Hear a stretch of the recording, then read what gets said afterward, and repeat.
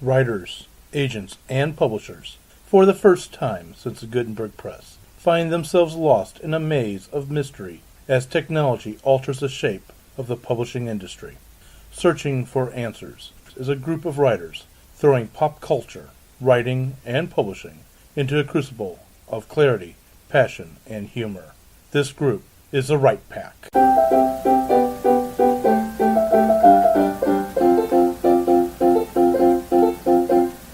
Welcome back to Right Back Radio. This is your host, David Allen Lucas, author of, Crazy Stuff, and president of St. Louis Writers Guild, and president of the new company, Winding Trails Media, that is currently looking for scripts to produce audio plays. Check out the website and for more information. And with us today is... Melanie Planey, apparently being introduced first because of what happened last time. Yeah, somebody forgot to introduce his own fiancée on the show. Good job. Okay. Me. Yeah. Well, what do you write? Sorry. Nonfiction. She's so used to being left out that she didn't come prepared. Wow. Well, yeah, I'm actually feeling like I haven't gotten much done, but, nonfiction, fantasy, science fiction. Fedora Amos. I write Victorian whodunits like Jack the Ripper in St. Louis, and just out this year, Mayhem at Buffalo Bill's Wild West. You can find me May 21st at Main Street Books from 1 to 3 in St. Charles, and on June the 4th at Reader's World in Sedalia. So I get around. And when are you in? When are you at? No, it's already gone. The Mayhem. What DC? Oh, Mouse yeah. Domestic? Yes. Yeah, that was last episode. That was last episode. Oh, I'm sorry. Okay. You missed her, but find her elsewhere because she's awesome. She travels the world. Brad R. Cook. I am the author of steampunk novels, as in Iron Horseman and Iron Zulu, and later this year you can check out Iron Lotus and check out Clockwork Heart, which by this point should be out. My name is Jennifer Sulzer. I'm a children's book author and illustrator. I've been hard at work this last week and probably still into this next week and for the rest of forever on my fantasy novel Threadcaster, which is going to come out in 2017. I'm publishing it myself. It's been a lot of fun to re-enter my world for that final edit. And I just wanted to say I'm carrying my Threadcaster bag, I'm wearing my Threadcaster bracelet, I'm wearing my Threadcaster necklace. She I'm is here. totally Threadcaster. I'm ready. I I'm almost wearing wore my my Iron shoes. Horseman necklace. So Nice. Right there. Yeah. I'm Swag left for out. all. I have no swag. I have a Jack the Ripper bracelet, and I didn't wear it. I didn't send a memo saying you had to dress in style. You had to dress in book I missed accessory. it. I don't have book accessories yet, but I'm Lee Savage, author of That's erotic romance, and I am rebranding myself as erotica for the truly wicked, and I am currently working on a t-shirt idea, and slogan, and the slogan so far that was voted on for Savage Ladies on Facebook, if you're part of my secret society group, was Lady on the Streets and Savage When We Read. Oh. So, and then I also do children's books under the name Carrie Lee Williams. I'm just picturing what book swag you might have with writing erotica. And that is not what the topic is about today. Actually, the topic is going to be, what instincts do you need to develop as a writer? So, I once heard somebody say, being a journalist is the greatest job in the world because it allows you to ask questions. Well, that might be true, but I think we who are fiction writers are allowed to ask the questions as well. I was going to say, what's a journalist?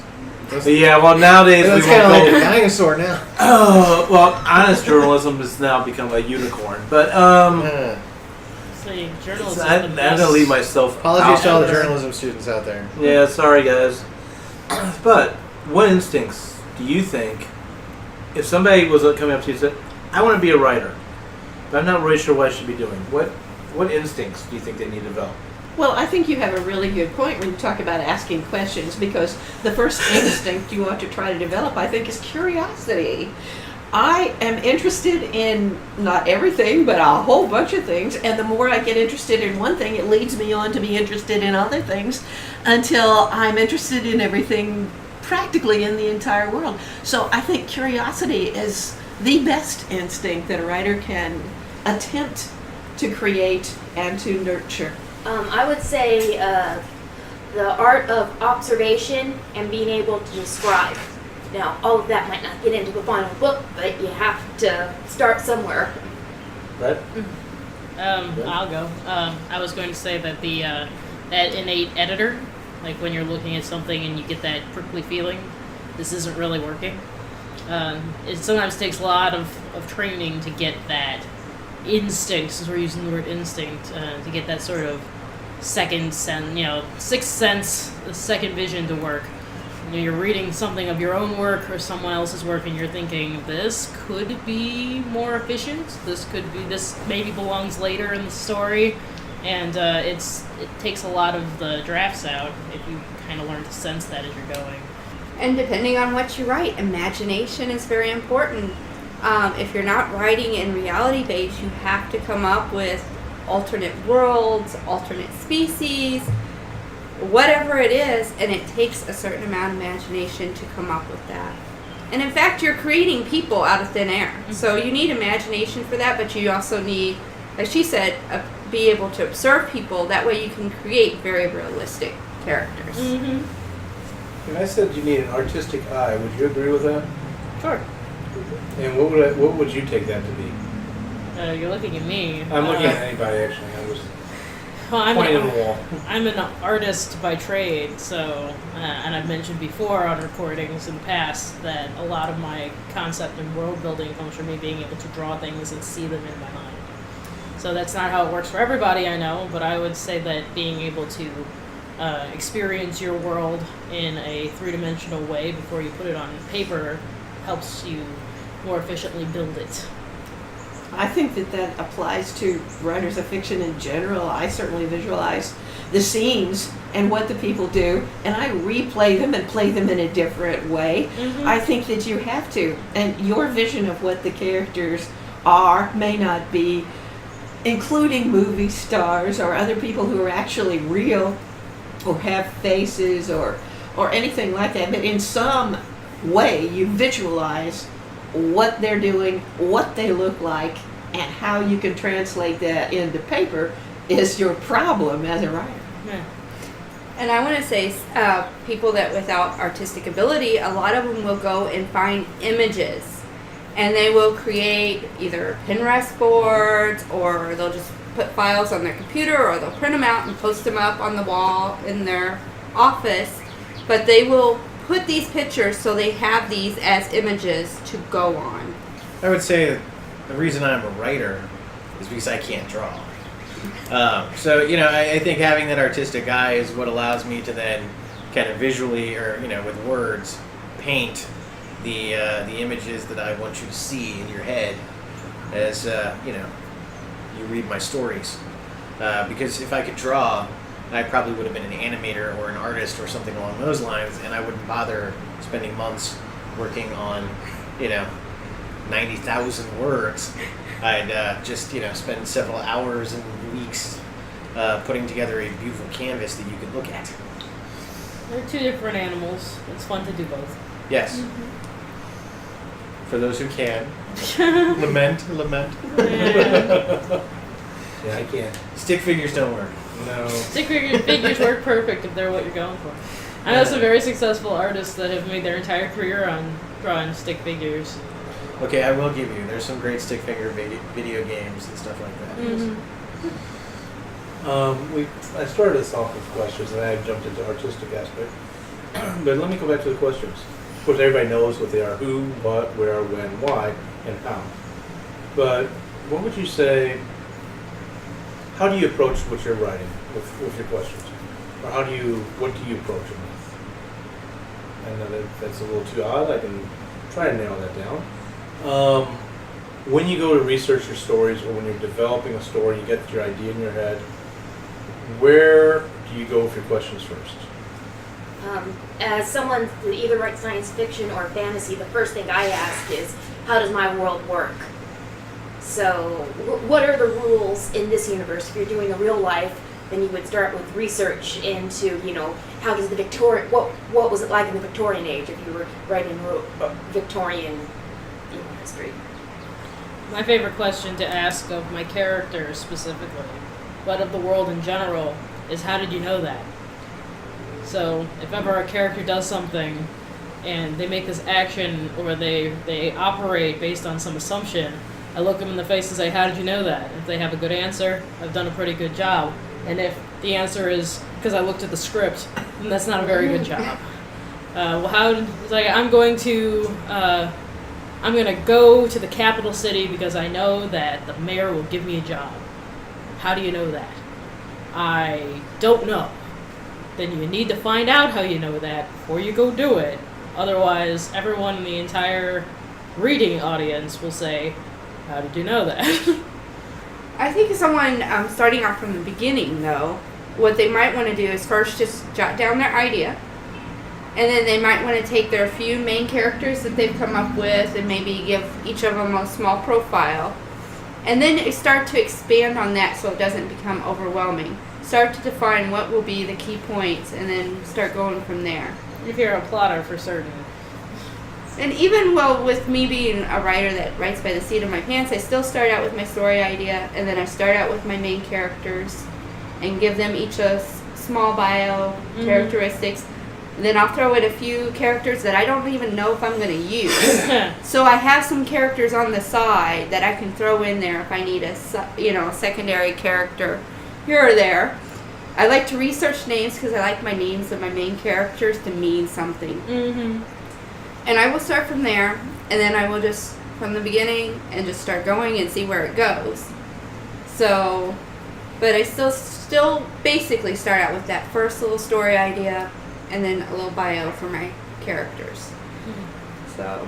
Well, I write mysteries, so what I need, before I can start, I think I've often said this, the first thing I need to know is the black moment. Where am I going to go in this story? What is the horrible place I'm going to put my heroine in so that nobody will think how to possibly get out of it except me? So that I need first. Then the second thing I need to know is how the thing starts. I have to be able to visualize a scene of a place of starting, and I have fun in writing all of that in the meantime, or all the way up to it. The final thing that I need to know is exactly when it happens, because I write historical mysteries. So I have to know exactly when it happens because I do a lot of research and use data that comes from that time to give depth and I hope greater realism to this story. So those are the three things I need, and I suppose they're all how questions that I have to answer before I start. There was a win in there too, at least. Yeah, there's a win. As for the characters, I use the same characters. Well, of course, I bring in new ones as necessary, but I write series, so the characters are there, at least the key ones. How do you sharpen your questioning abilities? You, Fedora, you're asking yourself a lot of questions. And Brad, I know with you, you go to the patent office, or at least online, and you're asking a lot of questions there. But how do you ever interview people? Do you interview your characters? No. No, you don't interview the characters. No, I don't. I have interviewed one of my characters before. Now, I will say, oh, sorry. I did it for a blog thing. It was quite fun to put myself in the head of my character. I interviewed Dominique from Angel of Death, and let's just say I don't think I survived that as the author because I can't know their secret, and unfortunately, it did not have a happy ending. My interview.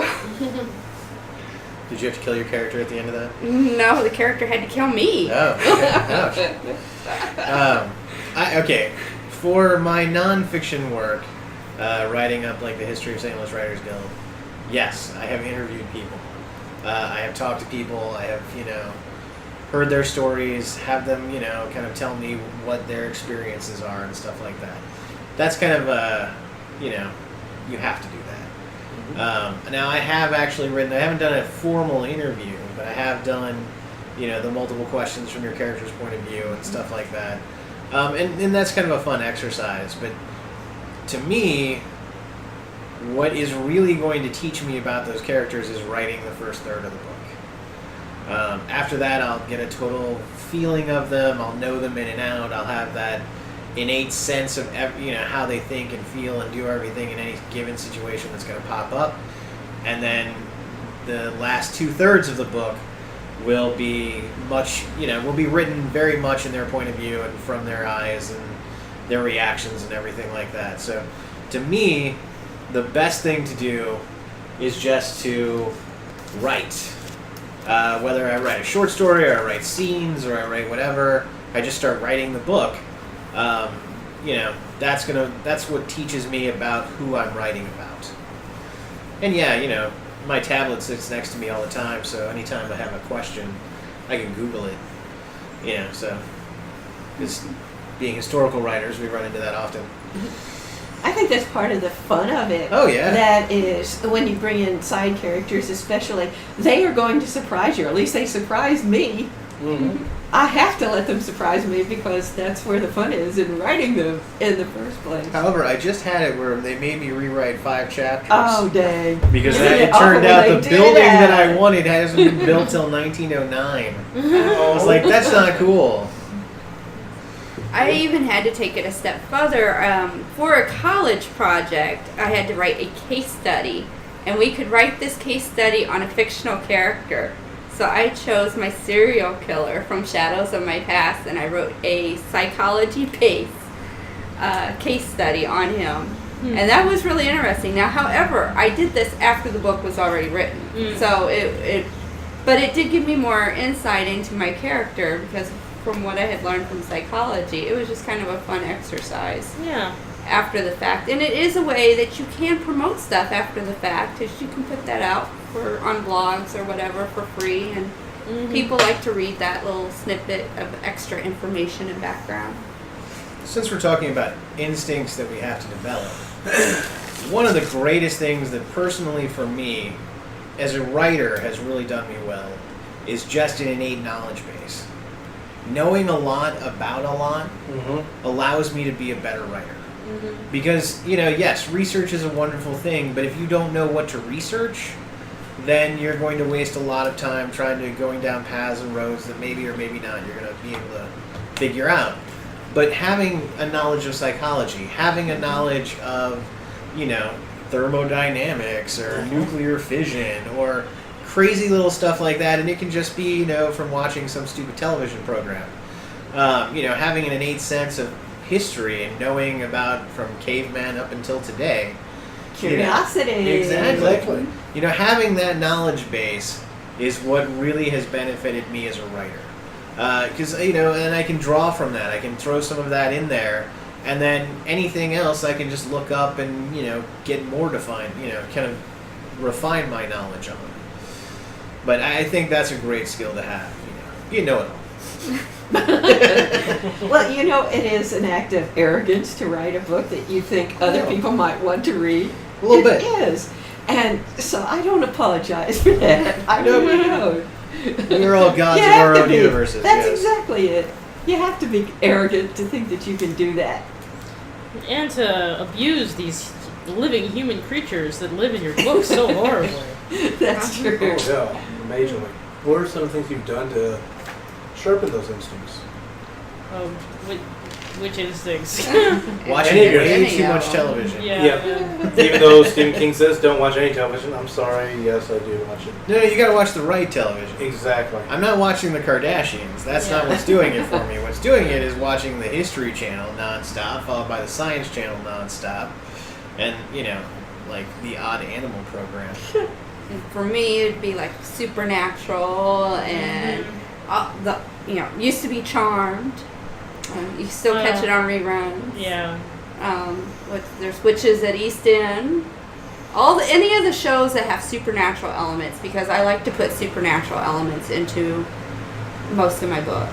So I love anything that has a good story. Like things that have a continuing story are interesting, but I prefer movies to TV because you see the whole story take place on the screen, unless you're watching one of these YA movies where it always leads into another film, even when they aren't making another film. Trilogy. But being able to look at a story and break down the acts and the beats of that story, it's all learning. When you're sucked in, you can reflect later and say, what was it that got me into the story? and those lessons can help you when you're writing your own, or realizing where a thing slowed down. I'm going to bring a perfect example. It's no longer spoilers long enough ago. Second season of The Walking Dead slowed to a painful crawl, and it was all because they were stuck on the same farm. Like, well, if they changed location, if they changed the makeup of what characters were there, it would have sped stuff up because we would have something interesting to observe. And that's a lesson that I have applied to my own work when I realize that we're all sitting around and we haven't left a location or we haven't made a dramatic change recently, that the pacing starts to slow. It's like, no, we can't farm this. We can't take this to the farm. Go ahead. I think Jennifer really hit the nail on the head. And what she's saying is, by writing, you learn how to write. Mm-hmm. For example, she was talking about making changes and knowing when to make the changes. One thing that I had to learn was because my background, a lot like Brad's, I suppose, is from nonfiction. And there, you gear the length of your sentences to your audience. And if you have a highly educated audience and you're writing for a journal that expects that, you have long sentences. Uh-huh. Well, in fiction, you need short sentences. So I had to learn to write short sentences. And I still find myself writing a really long sentence and then having to chop it up. Mm-hmm. But at least now I realize that the sentence was too long.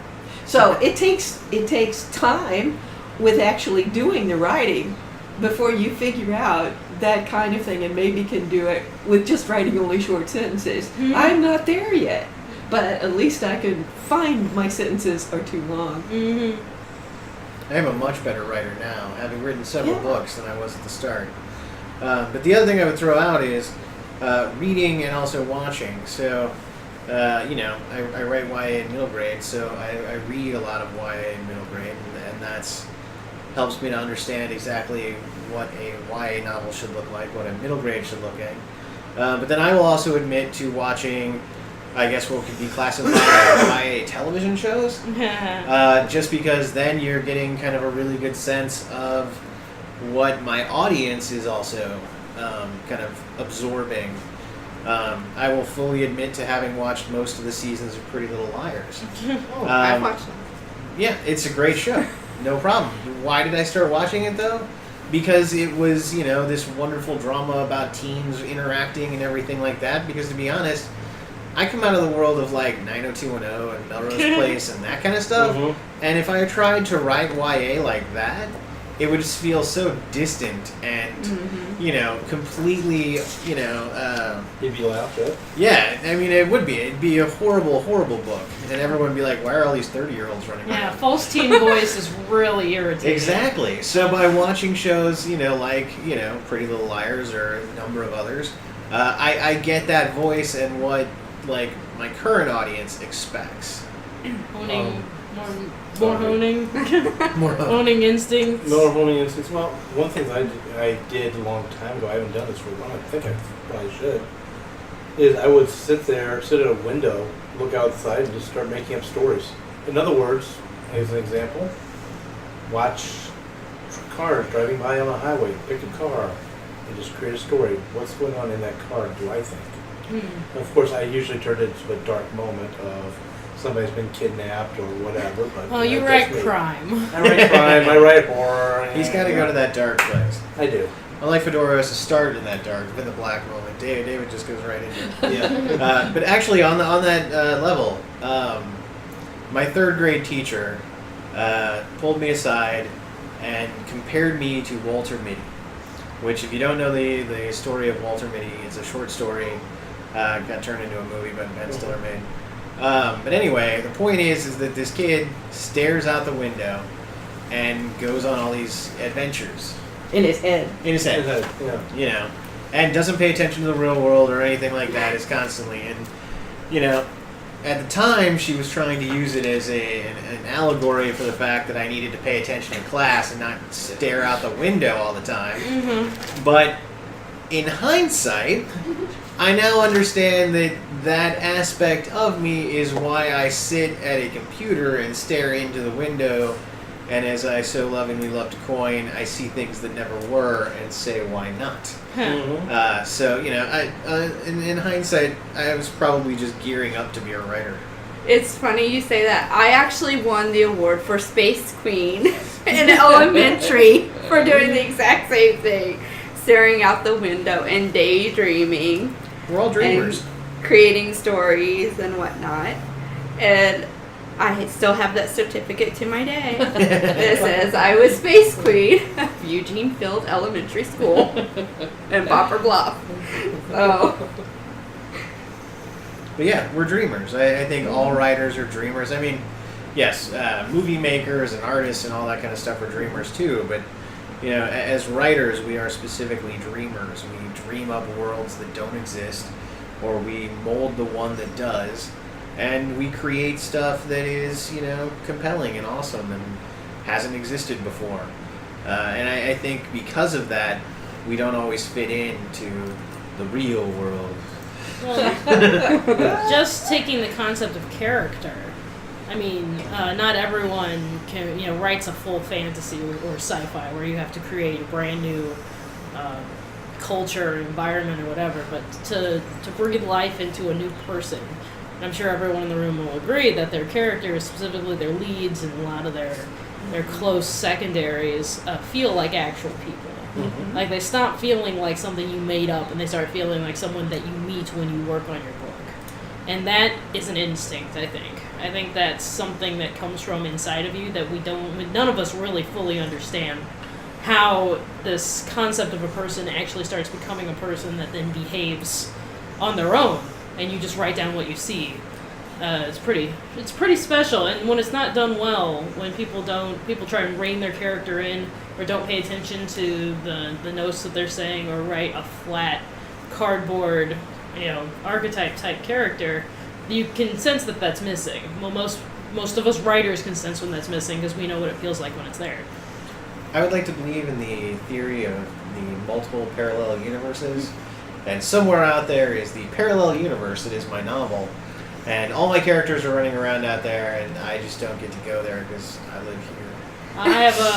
I have a version of that in that I believe that everyone is created in the image of God. And God created humans, and so do I. Back to that notion of writers being gods. Yes. Arrogant. well, we do kill off characters. Exactly. We do put them through torture, so. Yeah, I don't even know how to follow up on that one, but No, anyway. we are the Greek gods who sit there, with like the cool figurines and the cool little, diorama of the world, moving them around as we feel. Are you playing with your dolls again, sir? Exactly. What instincts, actually, Brad, you answered this a bit, so I'm trying to think of a different way to phrase this question. Okay, let's go with this. Answering questions before they're asked. That's an instinct you need to develop. You need to become like Radar from MASH. No, I'm just joking. What instincts are you currently working on, or how are you trying to develop those other instincts, or better develop them, I should say? Well, one that my critique partner helped me with a lot is the cliffhanger at the end of each chapter. And I work really hard to get one of those at the end of each chapter. And, before she pounded into my head that I had to do that, I just kind of ended a chapter wherever I thought it naturally finished, but that is the wrong place. So I had to develop a completely different way of looking at how a chapter should be. It's not a complete little nifty thing that could be a short story, for example. It's got to end somewhere in the middle so people want to turn the page to go to the next chapter. So I had to rethink what a chapter was and had help in doing that. But I think that is one of the important skills that a person can learn to do. I think I have. At least I still work on it. Mm-hmm. There's a time and a place for every kind of chapter. Some stories probably don't work so well to have the action cut in the middle to lead you into the next chapter. If everyone's sitting very calmly having a tea party, and it's a story about genteel young women learning their place, and then a man jumps in with a gun and we cut the chapter.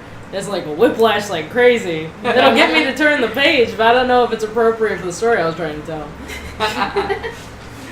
Yeah, there are cliffhangers, then there's the you just ended in the wrong place. Yes. Well, starting at the wrong place is a very common sin. Yes. And we can use that as an instinct. I'm rewriting my beginning again, and there was a lot of not putting the right details in the right place. And similarly, I'm sure more people will talk about starting in the wrong place. But what I struggled with in my previous draft of Threadcaster that I'm now trying to move past, because I'm aware it's a problem that I had, was I didn't trust my reader well enough. That a lot of the beginning of Threadcaster was really slow and boring because I spent the whole time having people explain what the world building was to each other, because I didn't think that my readership could pick up the clues as we went along. I thought they had to know everything right up front, and I'm reading back through it. I think some of you were present when I opened it up and I started reading it, and I said, I hate this. I hate all of it. All of it goes out. And I X'd out like 5 pages out of the front of my book that I had to then rewrite from scratch. Now, there is not putting in enough detail at the beginning, too. Yes. You can go too far the other way. Yes. And that's an instinct that you hone. Yes. Well, probably a lot of it you need to know, but the reader does not need in order to get ahead with your book. Yes. It needs to start out with something that is going to be eye-catching and is going to grab them right up front. And that's probably not going to be a whole bunch of backstory. So many novice writers start in a place where they think it realistically begins, but that's not a good place for a reader to begin. Yes. So they're going to have to tuck it in later, or just keep it in the backs of their minds and never put it in at all. That's where the killing your prologue philosophy comes from. Because a lot of people put, especially in fantasy and sci-fi, put a big world-building chapter at the front of their book and call it the prologue. And most of the time it's unnecessary for the reader to know to get the gist of your story. I am really glad you brought it up that way, because I'm sitting here, of course, I've kind of changed fields of where I'm developing my writing stuff, my writing self, and that is audio plays. If you wanted to listen to, and I do use the words listen to how some good starts are, go to listen to old-time radio dramas. And I'm going to recommend, especially with the actor Bob Bailey, go listen to Johnny Dollar. They were 15-minute episodes. You had less than 30 seconds to get somebody interested in your story. That is translated to writing approximately 2 sentences, maybe 3, to get them interested. And that you can't spend some time. I've seen some other plays for audio plays that's these long, winding openings, and you know that the listener would have turned off the radio by then. You got to really engage them, and I think I'm glad you brought up openness that way. For myself right now, it's dialogue, which is why I've changed my focus so much, because audio plays are told in nothing but dialogue with special effects and music. I think dialogue is an interesting thing to develop instincts for too, because while you can't talk like regular people do, that would be terribly boring and have a lot of throwaway stuff. At the same time, you have to be very economical and make sure that you have the key bit in each line of dialogue so that it registers, so that it means something, is not a throwaway, that it furthers the plot or tells something key about a character, so that it's really important to be there, and yet is as economical as you can possibly make it. It has to be both, and that's not easy to do. No, it's not. That's where a good ear comes in. Yes. Develop your ear to listen to other people. And reading it out loud will help Yep. with that. Because you might not be able to use everything in a conversation that you overhear, but overhearing other people's conversations is a great way to hone your dialogue. Listening to people have a conversation, at the table next to you, or as they're walking in front of you somewhere, is a great way to kind of hear the way people speak, the rhythms that we use, which is good to do, and then leave out the, highs and ohs and the ums and lovely things that we throw in. And I think that item that you just said with the rhythms is key, because each of your characters needs to be different in speech, Yes. and not just in the words, length of sentences, but also in the rhythm of those words and sentences. So that is an interesting thing to try to develop an ear for. I don't know if this is myth or if it's factual, so I'm putting that out front. Gene Roddenberry, when he wrote for Star Trek, and actually was doing other screenwriting before Star Trek, was supposedly he did was he would turn on television, turn on some show, turn his back to the show, and just listen to the dialogue. And it's from that he learned how to write dialogue.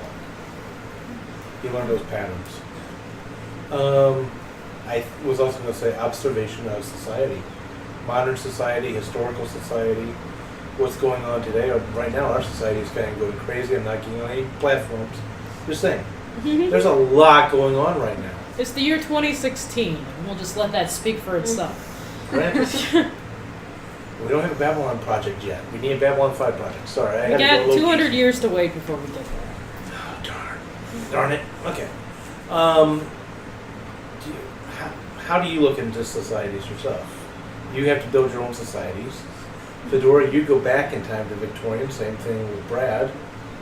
Do you look at modern society and compare? Is there something there that you have to understand the storylines of humanity and work into the instinct for that story of humanity? I'm lucky because I base mine on St. Louis, but I call it St. Louisville, so I can change it and alter it slightly to how I see fit. But I use the platform of where I live and modern times to use. I would say it's probably harder someone if they're going to write, like, say, Middle Earth or something like that, where they're completely creating a whole new world or something like that. Or even doing where you have to do, in the past, you're going to have to do a lot more research. Well, it helps to be very grounded, which is one of the reasons why I love maps. Maps of St. Louis in 1897 as schematics of, right now I had to get schematics for the Lucania, which is a ship that I'm having my heroine go across the Atlantic on the Grand World Tour, which was big at the time. And so I just could not nail down in my mind, even though I've been on cruises, what a cruise ship that went across the Atlantic would look like in 1899. And so I got a schematic of the Lucania, which fortunately you can get online. You can get a lot of great stuff online. You can get a lot of great stuff online. One of the things I love to do is travel, and I travel all across the country, and I've traveled outside the country. And one of the things I have noticed in my travels is that no two places are the same. And by that, yes, obviously geographically, duh. But the people that inhabit places are different no matter where you go. And as a writer, one of the things I find is that people who do not study the places they write in miss that. They miss the things that make that place unique. And everyone can think of them. I mean, if we sat around, we could probably spend an hour talking about all the craziness that St. Louis does. Yeah, give an example or two of what you're talking about. Well, okay, the biggest idiotic one here in St. Louis is where'd you go to high school? And that's because we use that for various things. But if you didn't know St. Louis, you wouldn't know about our obsession with Provel cheese, or toasted ravioli, or the fact that We call it Highway 40 instead of Highway 64. Exactly. Yes. There's things like that. A lot of St. Louis is like, oh yeah, that place. It's where the old such and such used to be. It's how St. Louisans tend to talk. It's how we tend to be. I was just in Seattle. Seattle is a very different beast than here. Just in the way it's made up. As I was kind of joking, some of the people I was there with, it felt very much like the 90s was still alive. The fashion for sure. Yeah, grunge and all that kind of stuff still exists. Had I not gone to Seattle and not known this, I would never have even tried to write there. I would have missed that kind of counterculture that still is there and permeates and exists and is great. It's kind of fun to walk around and see. Having been to different places, you go to DC, and DC is very much a power broking town. Yeah. Where everybody, as famously, kind of wears their resume on themselves, and when you meet somebody for the first time, you instantly introduce yourself by everything you've already done, as if you're just reciting your resume to everyone you meet. It's just a thing there, you know. And it's like if you go to New York, New Yorkers walk around with a chip on their shoulder. Why? Because then they leave each other alone, you know, and they don't get each other's way, and the guy trying to sell something on the street lets them go by to hit up the tourist who's walking by, you know, kind of gawking around and, you know, and having fun.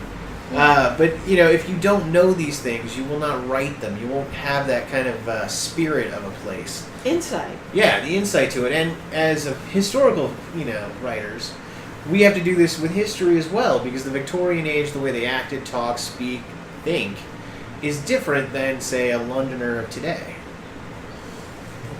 Well, I was just thinking other things. It's not just what you miss, it's what you get wrong, especially if you're setting things in the real world. For instance, in St. Louis, churches don't, in general, they don't have bingo nights. They have trivia nights. Although bingo does exist. Yes. But, That's more for the old Proper folk bluff. homes. yes. Upper Bluff, it's alive and well. But more importantly, there are things like we have parties, not whatever it's called in other parts of the country, because it's not Hardee's. Carl's Jr. Carl's Jr., thank you. Yeah, well, Yeah. ours is. We need to throw out the fact that we have St. Louis Bread Company, which all of you lesser folks know as Panera. Yes. Yeah. We started it, thanks very much, and we still call it St. Louis Bread Company around here. Yeah, despite the fact Panera has an inferiority complex, or at least isn't proud of us, you know. Yeah, they can deal. Well, the funny thing is, they all say Panera on them. Yeah. But nobody says, "Oh, I'm going to go to Panera." No. They all say, "I'm going to St. Louis Bread Company." Well, Good, they Bread have Co. Panera on Yeah, it. Bread Co. They have Bread Co. now. They have Panera now. Originally, it was Yeah. St. Louis No, Bread no, Company. yeah. Around here, the signs still say St. Louis Bread Company. So Some of them do. Some of them do. Yeah, the Most newer still say ones Panera. say the other now. I'm gonna spit on one on my way home. Yeah, you know, Boston Market kept Boston Market. Why did, you know, We Panera- also have a bit of a chip on our shoulder Yeah. because we've got a bit of a pride a flyover issue. complex. Yeah, so we feel like we can stand up next to all the big boys, but the big boys all just kind of turn their backs to us as they fly to LA or New York. Or even Chicago. Or even But we'll forgive Chicago. Chicago. Chicago's We don't like, talk about the C word in this place. Anyway. That's a was Cubbies tangent. Cardinals thing, by the way. Good job. And on then that right now it's a tangent, Blues everyone. Blackhawks thing. Yes. And Well, we don't wait, talk that's about football reversing. anymore either. We were talking about trying to get the authentic. Yeah. What were we talking about? What was Instincts the point? originally. But again, a good But way there to was do that authentication. is to get beta readers at the very least from the setting that you're interested in, Yes. If it exists. if they exist. I'm going to say another skill that you're really going to need to work on is time management. There you go. Oh, yes. Because as a writer, you have so much time or so little time, but it's what you do with that. Do you develop a writing instinct? Do you notice that you sit around and you think, I should be writing right now? Deadlines really help with that. Deadlines do. Yes, it is. When you don't have deadlines, I will say it's much harder. And when you have other life crashing in, it gets even harder. I miss my one night a week of writing time, but college is taking that away right now. However, you do need to find time management skills. Yes. Somewhere in there, you've got to. Otherwise, it's never going to get written. I think you can find some of your own kinds of tricks. I don't know if trick's the right word, but one thing that I do if I'm at a place where I don't know what's going to happen next in the book, I just don't know what's going to happen. Before I go to bed, I think, okay, when I get up in the morning, I am going to write, and I'm going to think about it tonight while I'm asleep. And I do. And the next morning, I know what to write, or at least I know how to start it. Even if it turns out not to be what ends up in the book, it is a technique that works for me, and I suppose it's a way of developing an instinct of sorts. I do the very same thing. When I'm truly in the rhythm of writing, the last thing I do before I go to sleep is finish off what I'm doing, writing at that moment, because I write late at night, and I think about it, and I wake up in the morning and I start writing again. So sleeping really just becomes kind of a few hours in between writing times. It's like a break. And your And then- subconscious just takes over so Yeah. nicely.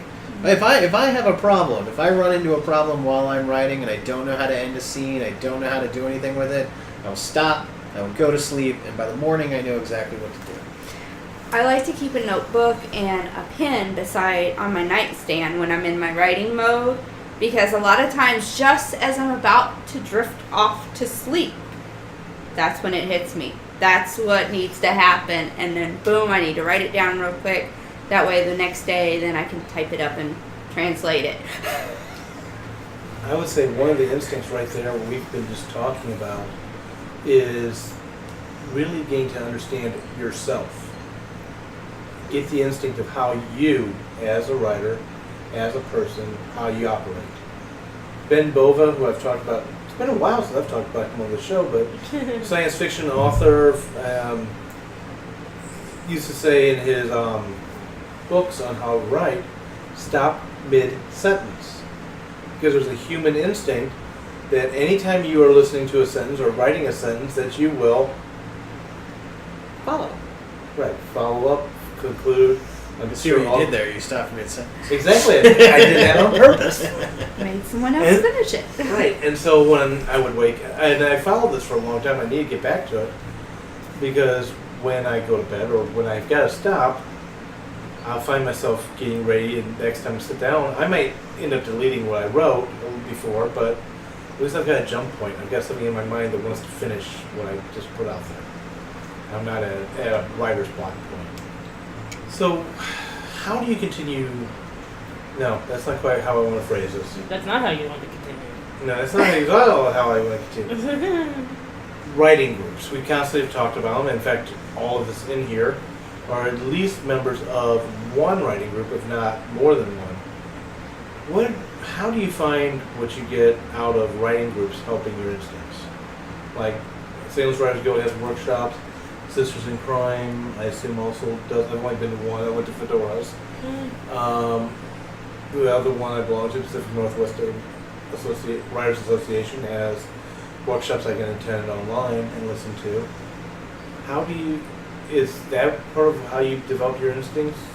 Should you go to school to develop your instinct? I think it feeds your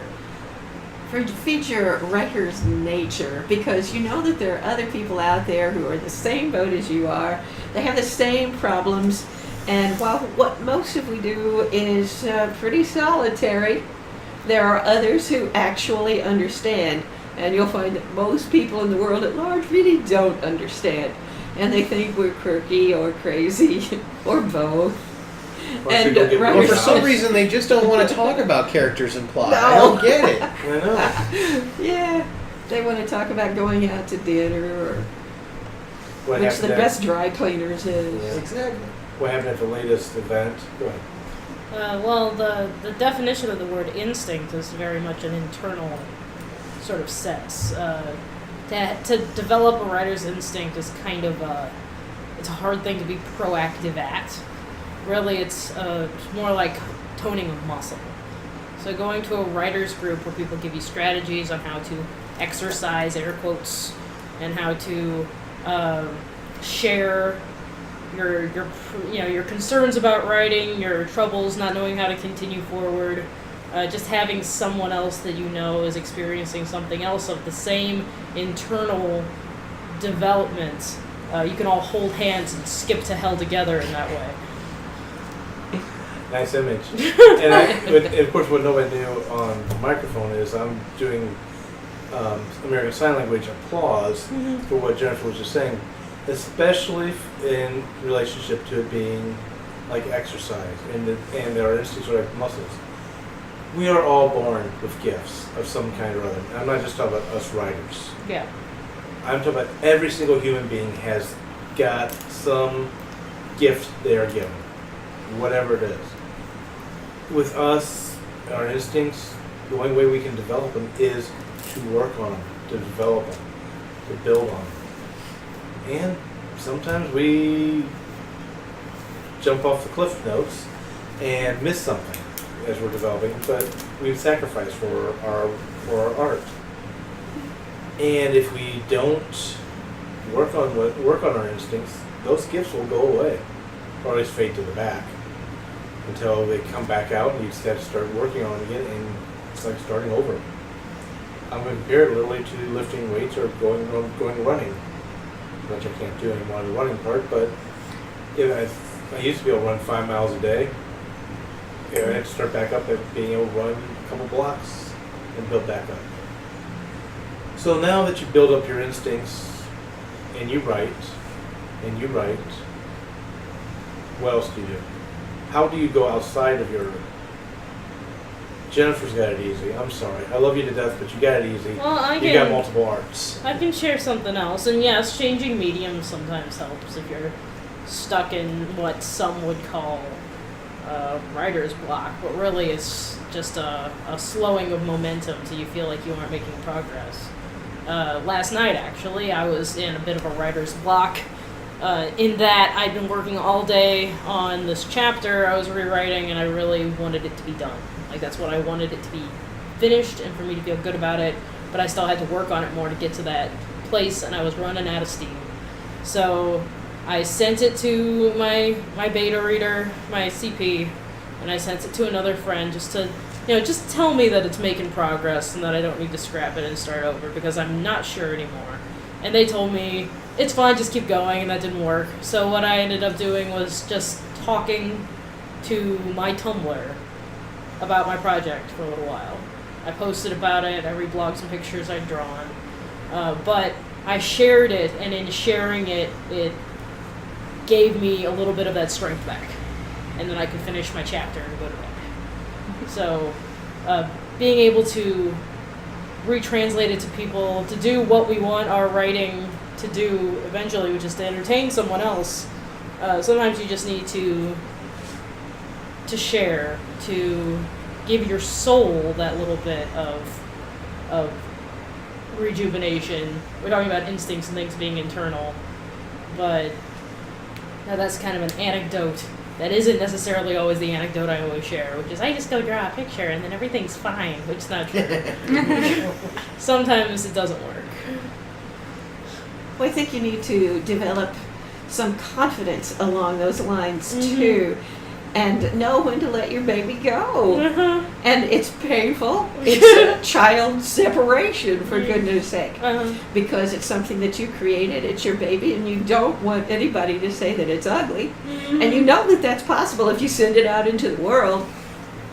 But yet you have to do that if you want to be published. Now, if you just want to keep it for your own enjoyment, your own pleasure, or to perhaps leave as a legacy to grandchildren, that's something else, and certainly you're perfectly welcome to do that. That's a perfectly good reason for writing.